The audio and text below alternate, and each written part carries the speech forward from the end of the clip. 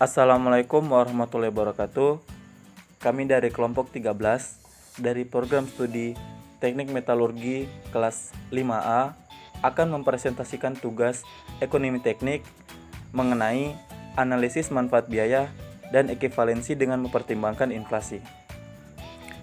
Nah, saya akan memperkenalkan anggota dari kelompok 13. Yang pertama, saya sendiri, Farhan Budi Zuhud.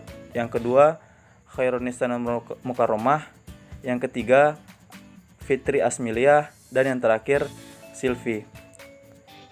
Nah, kita masuk ke pembahasan yang pertama mengenai analisis manfaat biaya. Dalam melakukan analisis manfaat biaya dari suatu alternatif proyek, kita sering dihadapkan dengan kerancuan antara benefit, disbenefit, maupun ongkos.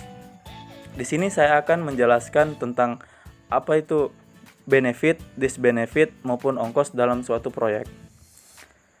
Benefit adalah semua manfaat positif yang akan dirasakan oleh masyarakat umum dengan terlaksananya suatu proyek.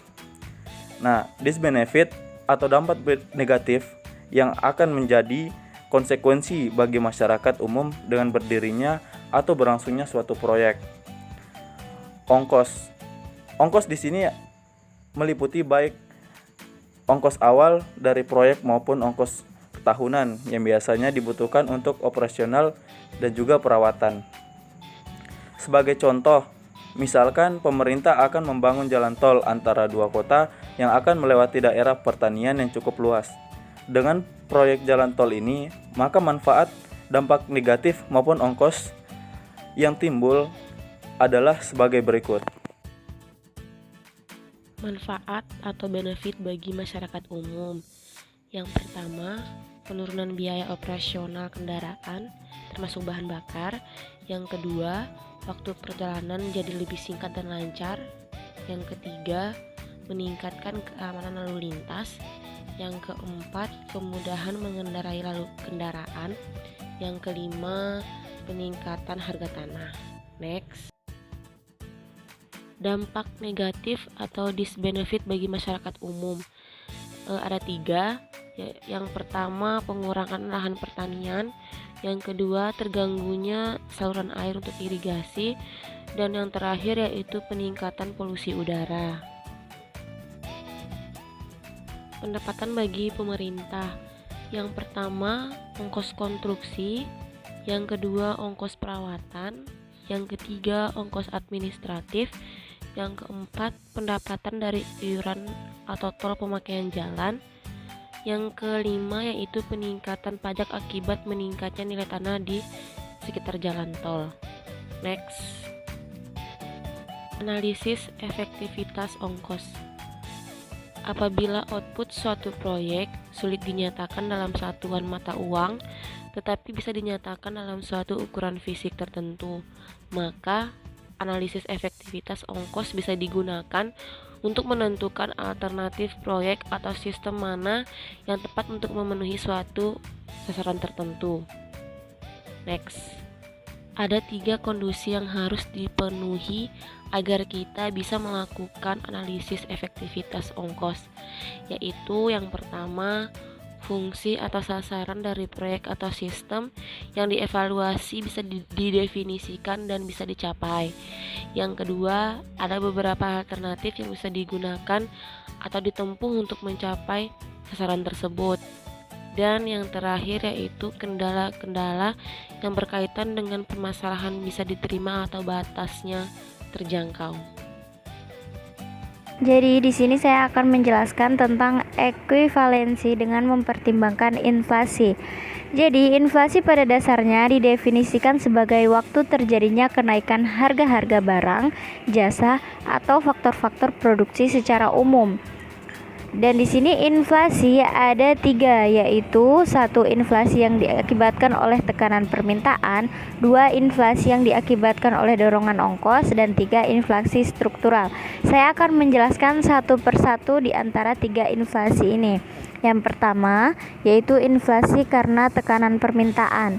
Jenis inflasi ini yang sering juga disebut kelebihan permintaan paling umum terjadi di antara ketiga jenis yang disebutkan di sini. Secara umum, inflasi ini bisa terjadi karena tersedia terlalu banyak uang untuk jumlah barang yang relatif sedikit. Dengan kata lain, penawaran tidak mampu memenuhi permintaan, sehingga harga-harga barang akan terdorong untuk naik. Hal ini biasanya terjadi pada kondisi di mana tingkat pengangguran sangat rendah dan ada batasan untuk memproduksi barang dan jasa dalam jumlah yang lebih banyak pada suatu negara untuk memenuhi permintaan. Nah, yang kedua, inflasi karena dorongan ongkos. Inflasi ini bukan disebabkan karena terjadinya peningkatan permintaan yang tidak diimbangi meningkatkan jumlah barang dan jasa, tetapi lebih disebabkan karena memang terjadi kenaikan ongkos-ongkos, antara lain ongkos tenaga kerja. Seringkali pada negara-negara yang federasi buruhnya kuat, tenaga kerja mampu menuntut kenaikan gaji walaupun tidak dibarengi dengan peningkatan produktivitas yang proporsional. Tentu saja, terjadinya kenaikan upah yang seperti ini akan ditanggung oleh konsumen dalam wujud kenaikan harga barang-barang di pasar. Pada gilirannya juga akan menurunkan daya beli dari uang, sehingga peristiwa ini akan terus menjadi siklus yang berkelanjutan dan seringkali dinamakan dengan spiral upah harga. Yang ketiga yaitu inflasi struktural. Penyebab yang paling mendasar terjadinya inflasi struktural adalah adanya pergeseran permintaan dari satu produk industri ke produk industri lainnya. Hal ini biasanya ditunjang dari tekanan serikat pekerja yang cukup kuat, sehingga harga-harga produk cenderung untuk meningkatkan dan sulit untuk turun. Misalkan, suatu saat terjadi pergeseran permintaan yang cukup signifikan dari produk A ke produk B. Maka, pada kondisi yang seperti ini, industri produk B cenderung untuk meningkatkan produksinya. Dan dalam prosesnya mungkin harus melibatkan bahan-bahan dan tenaga kerja dengan harga yang lebih mahal, sehingga akan mendorong naiknya harga produk B di pasaran. Indeks harga, inflasi, dan daya beli. Secara umum, ada dua sisi yang berbeda dari perubahan harga. Sisi yang pertama adalah perubahan pada daya beli uang yang akan mengakibatkan perubahan tingkat harga. Secara umum, kondisi ini dinamakan inflasi. Sisi yang kedua adalah perubahan harga diferensial yang mengakibatkan harga beberapa jenis komoditi berubah pada tingkat yang berbeda dari perubahan harga yang terjadi secara. Perubahan seperti ini dinamakan eskalasi. Kecenderungan harga-harga sekelompok komoditi seringkali dinyatakan dalam bentuk indeks harga. Indeks harga ini didefinisikan sebagai perbandingan antara harga beberapa komoditi atau baik barang maupun jasa pada suatu hari terhadap harga-harga komoditi tersebut pada hari-hari yang lain. Ekuivalensi dengan mempertimbangkan inflasi. Pada bab-bab sebelumnya, proses ekuivalensi dilakukan dengan asumsi bahwa tingkat suku bunga yang digunakan adalah tingkat suku bunga yang sudah mengandung inflasi. Tingkat suku bunga yang sudah mengandung inflasi disebut tingkat bunga terinflasi atau tingkat suku bunga pasar atau market interest rate dan biasa disimbolkan dengan I. Dalam operasinya, kita harus membedakan kapan masing-masing jenis tingkat bunga di atas digunakan dalam proses ekuivalensi.